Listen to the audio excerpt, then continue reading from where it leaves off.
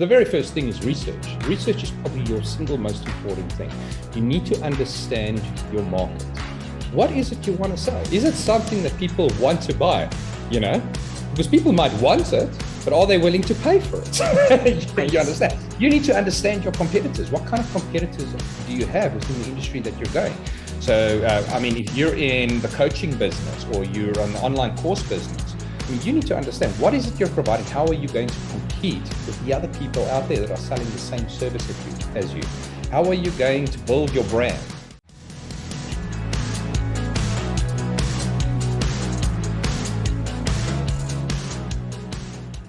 So my next guest today is a gentleman by the name of Denis Fourie, and he is the founder and CEO of Upstart Entrepreneurs.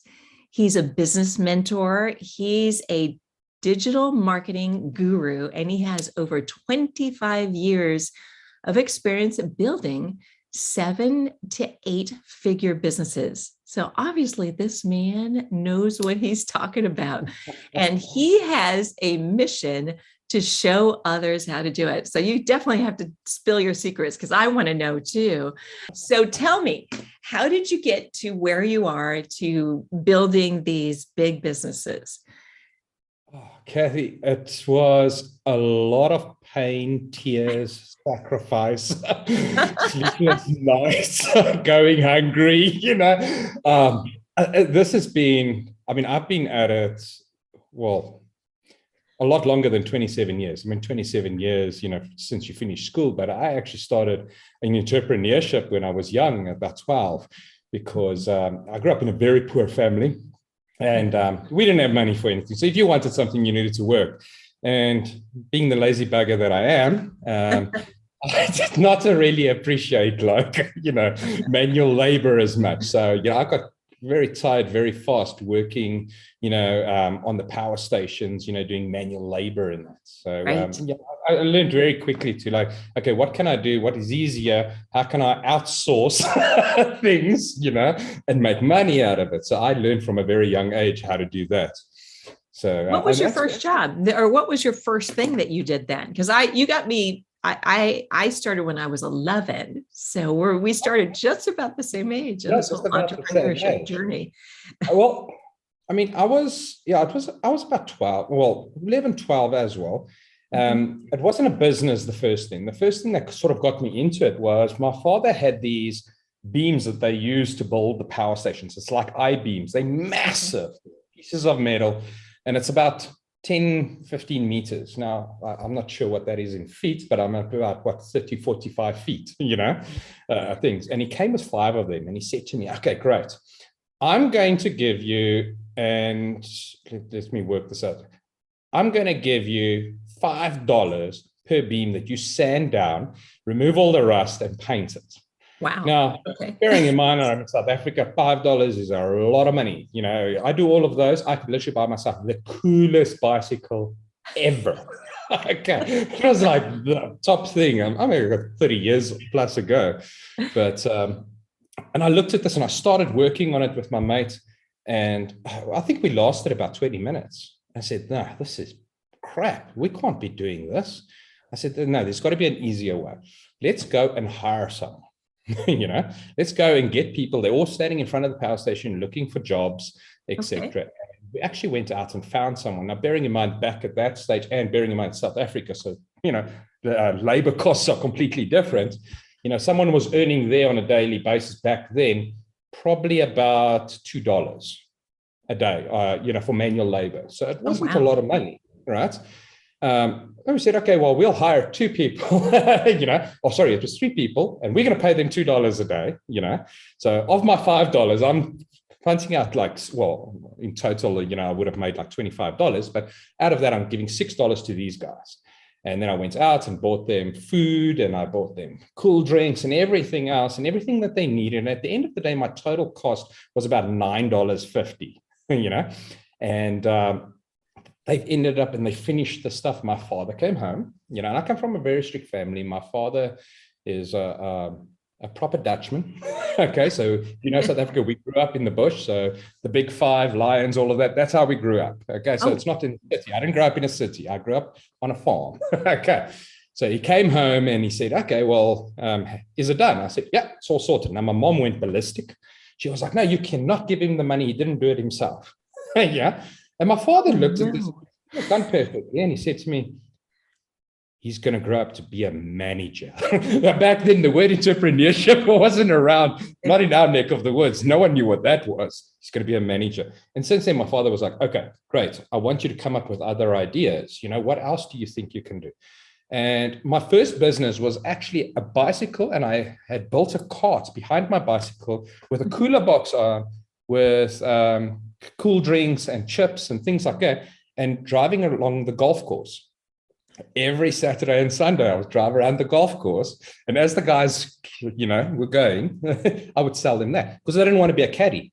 I mean, I wasn't back then. I'm a big bloke. I'm 6'3" now, but back then I wasn't that big. And carrying these big bags was not fun for a 12-year-old, So and that was kind of like where the first business, idea came. And ever since then, it's kind of evolved to programming. I was, came up with ideas for programs, and people needed timekeeping systems and things like that.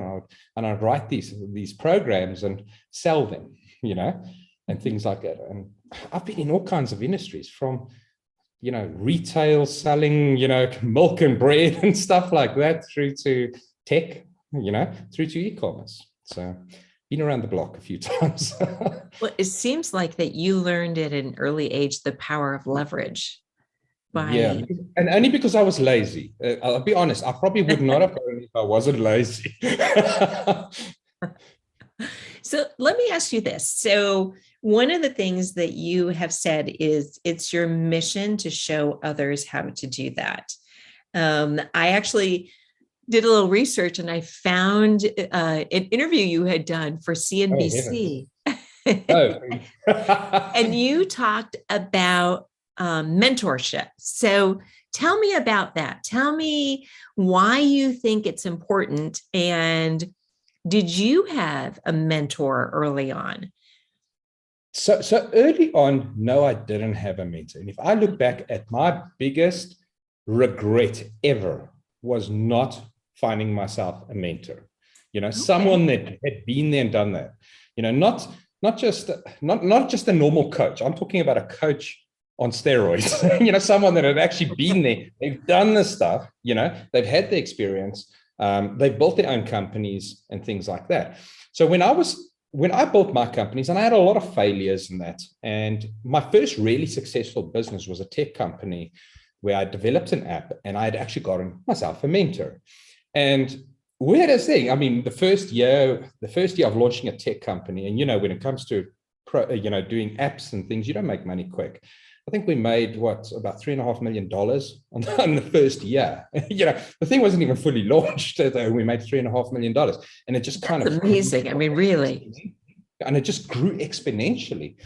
And I kind of put that down to the fact that I actually had a mentor, that he was more like on the development side, not so much the business aspect, but the development aspect, and that where I really struggled. And when I sold that company, and I was quite fortunate. I went traveling with my daughter. We traveled all over the world, and just kind of relaxed. And I was like, I'm retiring now. I don't want to do this. And I think it was about 4 months into lying on a beach, and we were in Bali. And I said to my daughter, I can't do this. I said, I'm dying here. I got to do something.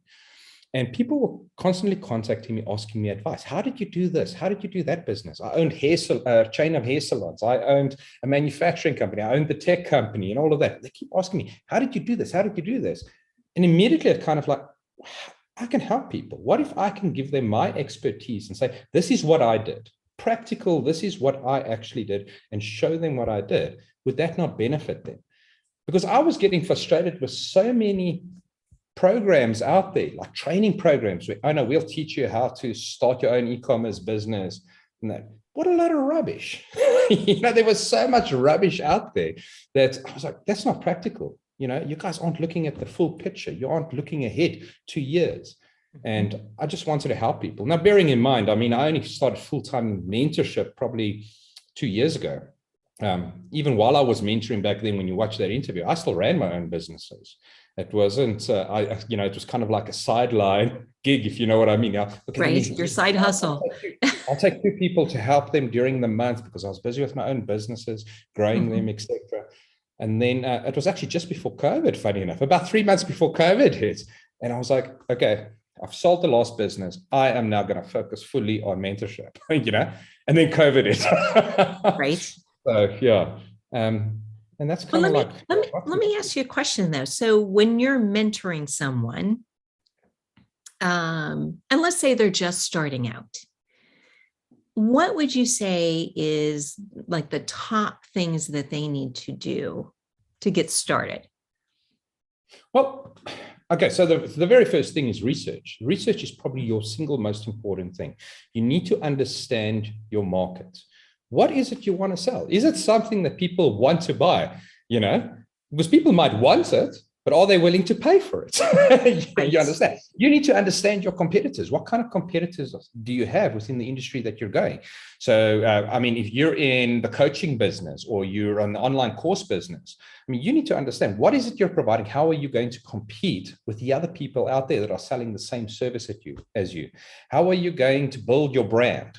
Because especially when it comes to like online courses, training, mentorship, coaching, those things, it's all about branding, right? I think that's a bigger aspect and more important than it is with e-commerce. E-commerce branding is important, but not as much as it is with, what you and I do Right. at the end of the day. So research is number one for me. So I tend to help people. Let's go through the research. Let's do the research. And I'm very hands-on. I don't just tell you what to do. I've got all the systems. Today I was sitting with a client negotiating with their supplier in China to get better rates for the products that they're importing. I was leading those negotiations at the end of the day, so things like that, or having a sales meeting with their sales staff, etc. Sometimes I would jump in and I'll be very hands-on with that. So, all aspects of the business. I don't just advise. I literally hold your hand. I want to hold your hand. Let's do this together and let's push through it. That's really nice that you actually take the time to do that, because it's rare to find a mentor that is willing to spend that amount of time. And really you're doing a lot of sweat equity for them because you're helping them side by side. 100%. So, I spend on average per client per month, I spend an average between 14 and 16 hours per client to give you an idea. Okay, so it's significant. I don't take a lot of clients, which is why I kind of cap it at like 10 max. Often it's like between 5 and 10. It depends really, where they're at what level they're. If it's startups, I'm only going to take 5. But if they've got some that have progressed a lot further, they require a lot less time.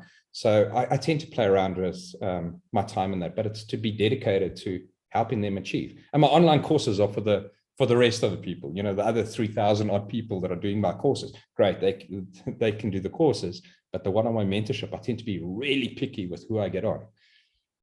Okay. That totally makes sense. I think I read somewhere, or you had some sort of tip on what is the perfect product. How would you define the perfect product? Well, like I said to you earlier, it's one of those things which someone is willing to pay for, or someone wants and is willing to pay for at the end of the day, I think is probably the biggest thing. Also, in terms of profit margins, you need to kind of look at a product that's got good margins. You need to be able to mark up on your product. If you're talking e-commerce now, you need to be marking up 100, 200, 300 odd % on your product and still be able to, have clients that are willing to buy it at that level. I see so many entrepreneurs, they come to me with these products and, I marked up 20%. I was like, your marketing cost alone is going to be 20% of your entire retail value. So in other words, you're already running at a loss, So, it's looking at all of those factors in terms of marketing costs, the profitability. Are people willing to buy it? Do people want it, and are people willing to pay for it? And what are they willing to pay? The important thing is you need something. People buy for 2 reasons and 2 reasons only, right? Fulfill a desire or solve a pain. That's the only two reasons people purchase. So which one is your product doing? And that's what you got to kind of look at, you know? I love that. I love that you summarized it literally in those two areas, because quite frankly, if you don't have either one of those or both of them, it's a lot harder, isn't it? Painful exercise. And I see it so often. And I mean, don't tell anyone, but I'm actually quite a softie, you know. So when I see people, you know, suffering, I'm like, I literally You a softie? I need to help this person because, you know, they're going down a road which is, you know, going to lead them to heartache, you know, at the end of the day. That's actually one of the reasons why I started this podcast, because I saw entrepreneurs spinning their wheels, wasting a lot of time, wasting a lot of money. And I wanted to gather up these individuals that not only are they rule breakers, but they've been really successful in their life. And, you know, what I find is, you know, those people like yourself, you got these like little secrets, little things that you have done, shortcuts, tools, tricks, whatever it might be, that if you can impart that into the audience, it's going to shorten the amount of time it's going to take them to get to where they want and get rid of all that frustration in many cases. And I think, you know, a lot of people can get rid of a lot of those frustrations if they stop focusing on the fluff. You know, what everyone else presents and shows. It's like, okay, what's the core? What is the core that you need to make your business successful at the end of the day? I mean, I always say to people that come to me for mentorship, I kind of evaluate their passion, because passion is a very important aspect for me. I can train skill. I cannot train passion. You either have it or you don't. And you need both of those. And obviously a little dash of 2 teaspoons of luck, you know, in the mix there, you know. Doesn't luck meet preparation too, right? Exactly, you know. So, but I mean, you need that passion. And if people have got the passion and determination and drive to succeed, all they really need is that guidance to say, let me show you what skill you need. You know, let me show you, this is what you need in terms of finances, operations, logistics, technology, etc., etc. This is the base of what you need. Stop focusing on all the fluff that everyone talks about on Facebook groups and everywhere else. We say, no, I've got this awesome app or whatever that does this, this, and this. Well, I'm starting out. Why do you need that? You don't need that right now. Ignore it. Focus on the basics.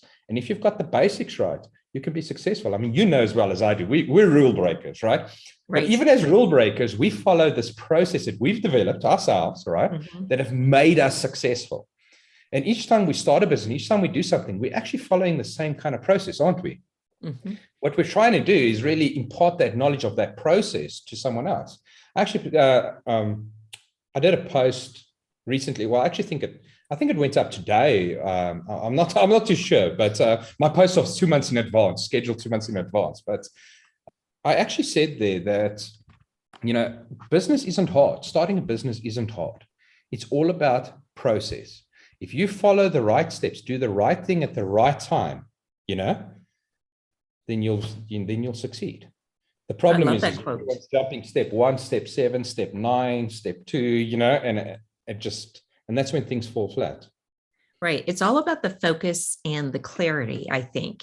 Knowing what your outcome is going to be, you know, and doing all the little pieces, you know, breaking them down into a system so that you can achieve the end result, along with a bunch of other things too. But I mean, if you don't have that as the building block, then it gets harder. Because that's the other thing I've seen entrepreneurs that do exactly what you just said. They'll work on a certain area for a little bit, and then, you know, they get frustrated. Maybe it's not fun for them at that moment because it's hard. And then they move into like another area without completing one. And yet, if they had completed that one, that quite frankly could have propelled them, you know, into some sales, into something. So it's like those memes that you see where the guy's digging for the gold and he stops just before he gets that brick of gold. You're so right. I see that all the time. People don't persevere. They don't push through that barrier to actually take that to that next level where they can actually be successful at the end of the day. So. Absolutely. All right. But I mean, like you, I mean, I'm a rule breaker. I always maintain that the best way to be successful is find a a better way of doing something. There has to be a better way of doing something. I don't, when someone says to me, okay, you got to follow this process, I kind of look at it and say, okay, wait, how do we optimize it? That's the first thing. I rub my hands, okay, let's remove 5 or 6 or 7 steps. How can we do this better? That's right. That's what the clients are going to see. And that's what's going to make them say, I want to go with Kathy. I want to work with Kathy because she's got a system that isn't a long drawn out program, that I need to go through for the next 3 years. It's something that I can get results faster, quicker, and sustainably forward. Right. I think it's about asking that why question, right? Why does it need to be done this way? And what can you do to make it better, different, more unique, whatever it is, to basically up level it. I think that's actually one of the bases of being a rule breaker. I kind of narrowed it down to 3. There's so many things that make us a rule breaker, but that is one of them, is never settling for the status quo, never, just saying, okay, it's good the way it is. And, that's the way everybody else has done it. You never really settle for that, right? It makes sense. And the sad part is I see so many people, and when I say so many, I'm talking 99% of people that are followers.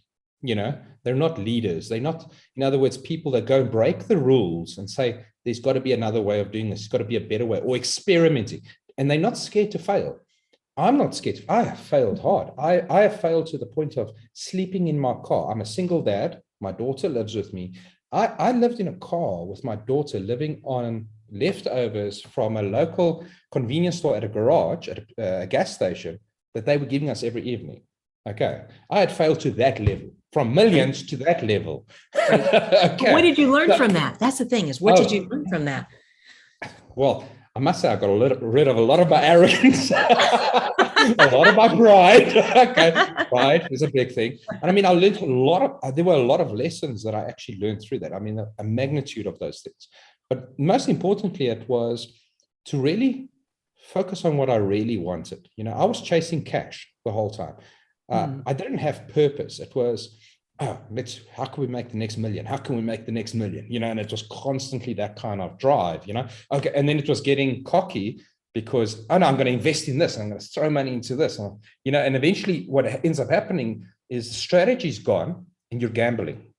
And so you don't want to admit it at that time, but really what you're doing is you're just throwing money into things, hoping it's going to work. And then it all crashes down, and you're like, and you're stuck there. And then suddenly all your mates, everything all these friends that you had, when you had all the millions, they're gone. They're not in sight. And I think that kind of brought me back down to earth. So when I started again, I started with a lot more solid base. I followed the process properly, the process as I define it, in terms of, well, I'm not going to do it that way. I'm going to do it my own way, and it worked for me. And, I was successful, but I also built stronger relationships with people moving forward. I was more focused on the people within my companies, whereas before, yes, you had 80 staff or whatever the case is. Did I know all of them? I didn't. But after I had failed, I knew every person down to the janitor. Every day I would be greeting them, etc. Because I'd been there. I had suffered, to the point of, where you really want to give up. And the only reason I didn't was because I had, a child in the car with me that relied on me at the end of the day. And every day she'd say, Dad, don't worry. Everything is and always will be okay. She said it every single day, those exact words, Oh my gosh, that's so nice. So nice. Yeah. And you brought up a really good point, though, how important it is to know everyone and to have a relationship. That is, I mean, that I'm a sales expert. And I think one of the reasons that I've been successful is because of the relationships that I've been able to build. And when I would actually go and do sales calls, it was the same thing. I would make a point to know everyone in the company, from the warehouse manager to the receptionist to, all the admins, to everything. So much so because and that's all about learning about your customer. And you understand the pains that they're not telling you at the top. You're learning every little piece. Exactly. Knowing everything about them. That I don't know how many CEOs I had that said to me, you know what I need before I do, and you know what my next move is going to be before I do. And I Wow. think that boils down to knowing your customer. And that's what I try to drill into, like the head of the folks that I mentor and that are in, my programs as well, is how important it is to know your customer, everything about it, and exactly what you said, the pain points of the customer, and even What having a motivates them? visualization of them. What Yeah. what do they do when they get up in the morning? What do they eat? Know everything about them. It's understanding that personal win, not just the business win. Everyone has that personal thing that's, is a win for them. And it could be something as simple as gratitude, it doesn't matter. But I mean, that's why you're $1 billion salesperson, right? I mean, because you know this stuff. But can I tell you? And you too. That's why you did all these big businesses as well. But the thing is, I'm trying to teach a lot of what you've just spoken about to my clients in even e-commerce. How applicable is it then?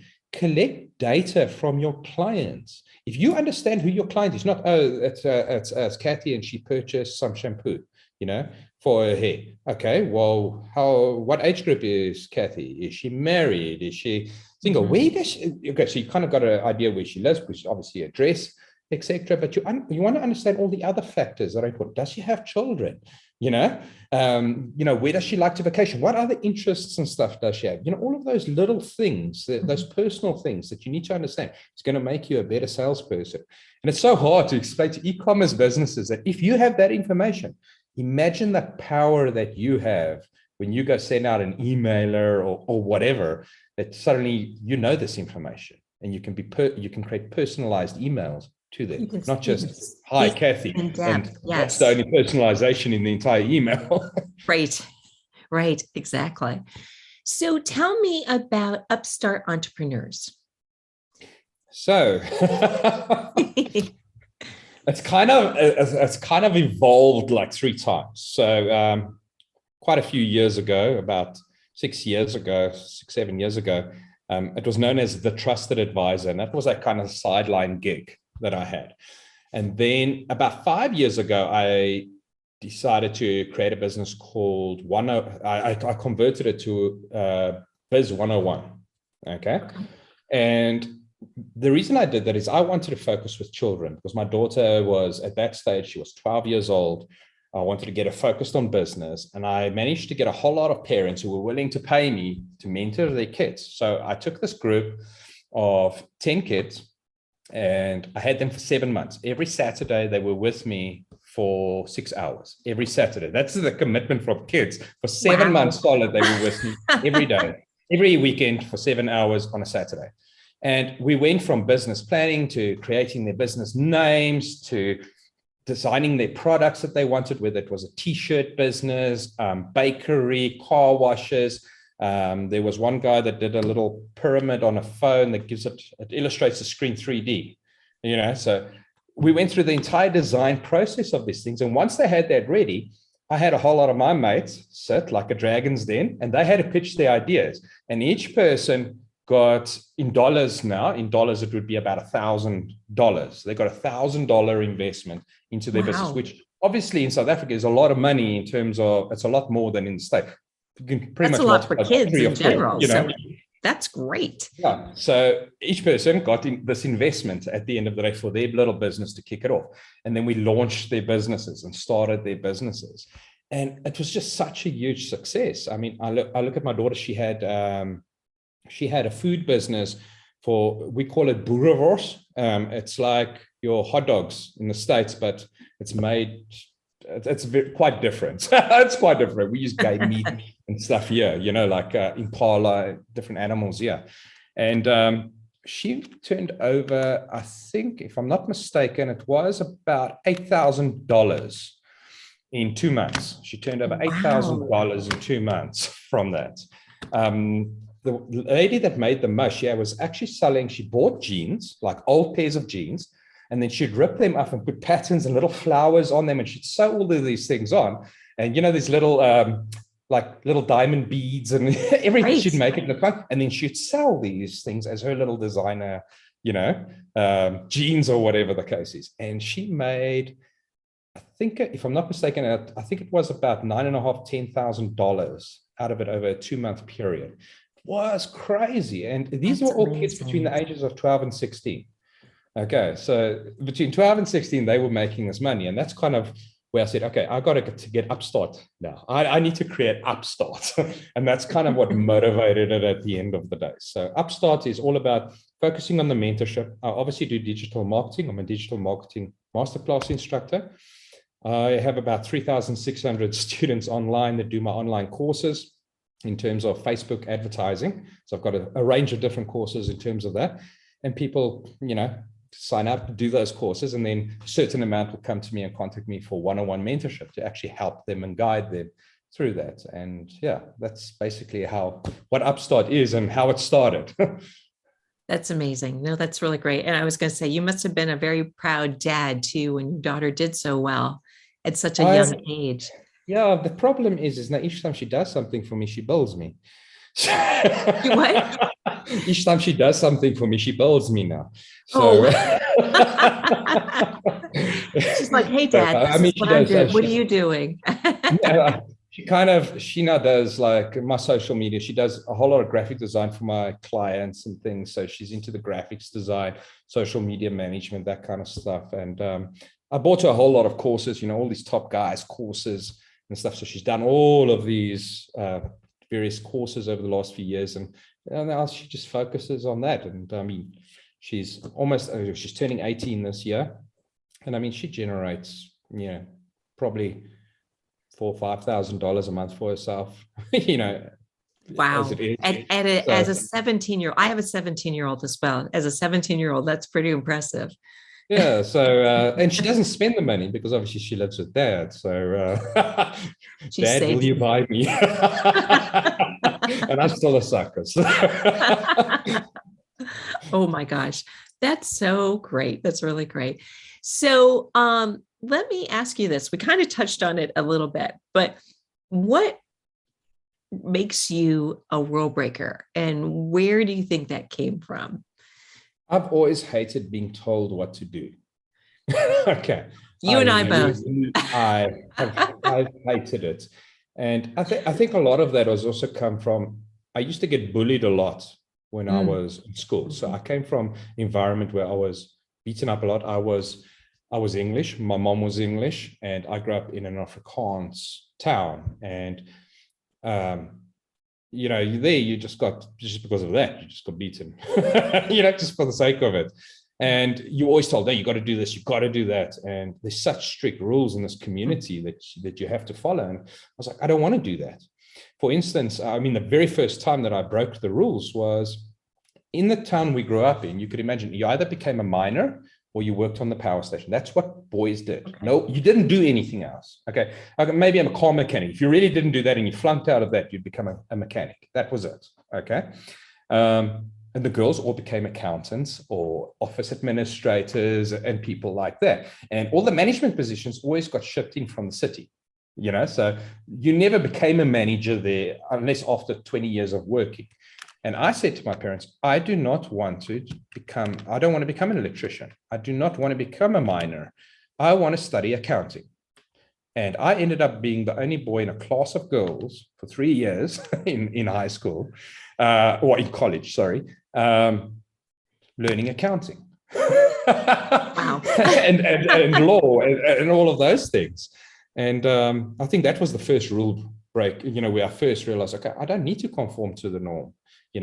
Obviously I was teased a lot and I was bullied a lot because of it. But now I look at those same guys back now, and, they've all actually, most people have actually apologized to me over the many years. They've said, oh, we were such, I can't say it on camera, but, and then a lot of letters, we apologize, etc.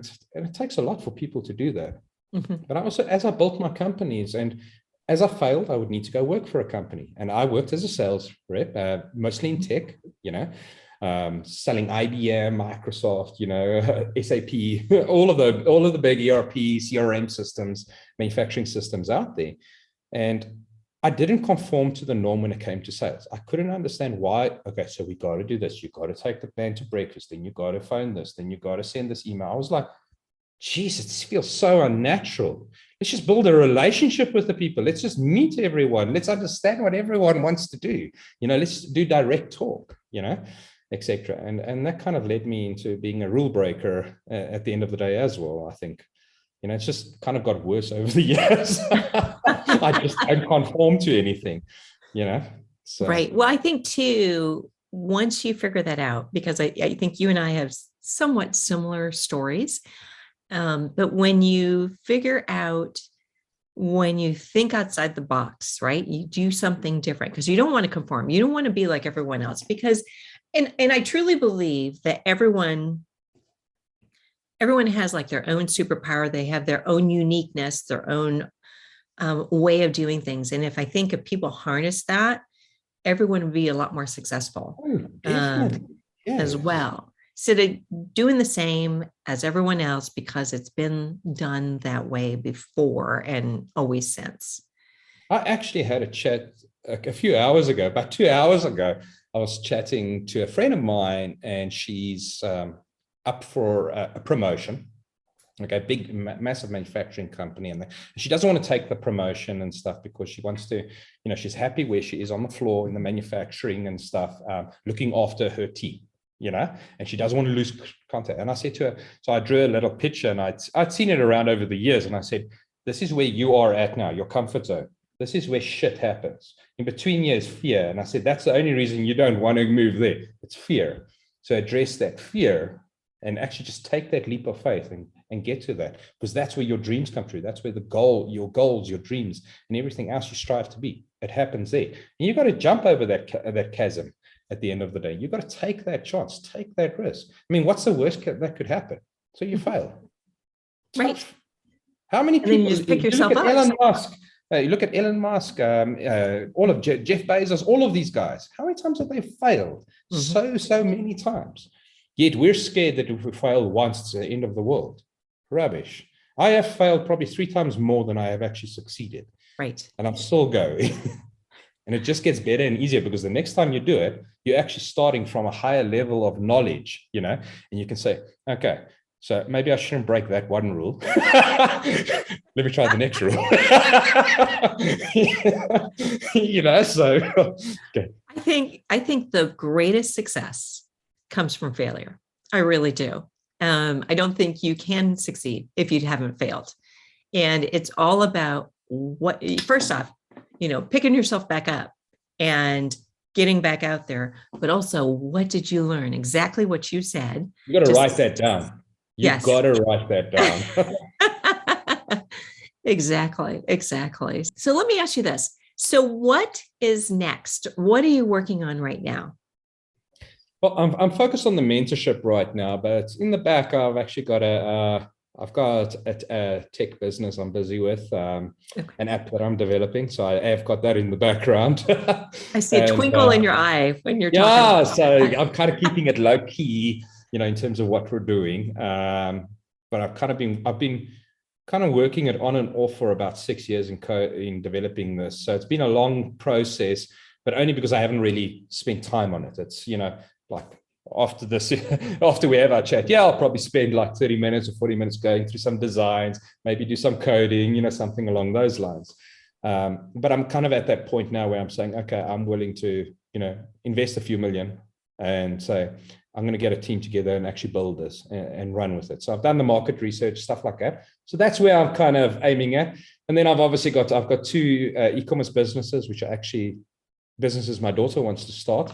But naturally, Dad's going to set it all up and get it going. So, so I'm busy with that as well. I'm always looking for new opportunities, something that's exciting. But I am also the kind of person, I'm not just going to take an opportunity because an opportunity is there. I'm looking for that right opportunity. I'm looking for that one that excites me. Like when you can get up in the morning. Have you ever like worked on something when you get up in the morning, you're like, come, we got to get going with this stuff. This is awesome. That is what I want. It's not just, another business. Right. No, exactly. I mean, it's that passion that just fuels you that you just can't stand it. It's like sometimes I wake up in the middle of the night and I'm like, okay, let's go do, XYZ instead of just laying in bed, even though it's, 4 o'clock in the morning or something like that. Yes. Because of that passion. So that's great. So maybe we'll have you back on, and you'll spill your secrets on your tech company. Once you get it all up and running, you can give us some more tricks and tips that you've learned. At that I time. think the biggest tip, the takeaway is don't be scared to break the rules. You do not have to conform to anyone. Okay, if you're going to conform, you're going to do what everyone else does, and that's it. You're not going to be spectacular. You're not going to be amazing. Okay. If you want to be that amazing, wonderful, successful person, you've got to break the rules. You've got to be willing to think out of the box. Mm-hmm. And I think that's probably one of the biggest lessons learned, to be honest. Yes. Probably that. Absolutely. You're preaching to the choir here. Absolutely. So tell me, where can people, if people want to get in touch with you, where can they find you? Okay, so I mean, Facebook is probably the best. I've got a group called Upstart Secrets that people can join. I think I'm wearing the shirt. Oh, there you go. Yes. Wearing the shirt. So there you go. I actually had a client make it for me. So it was a gift. But you can find me on Facebook. My page is Denis Fourie. Okay. And my group is Upstart Secrets. Okay. And that's probably the best way. Or they can reach out to me on email, Denis@upstart-entrepreneurial.com, and they're welcome to reach out to me there. That's amazing. So thank you so much. And this wraps up our interview with Denis Fourie. Obviously, he's an amazing entrepreneur and had a lot of really great information to share. And we will put in the show notes all your contact information as well. So thanks again, Denis. It's always great to talk to you. You are. Thanks, Kathy. It's so awesome chatting to you again. Yeah. You are my idol. I love how many big businesses you have built. So thanks again for taking the time. I really, really appreciate Kathy, it. thanks so much. I look forward to chatting again soon. Absolutely.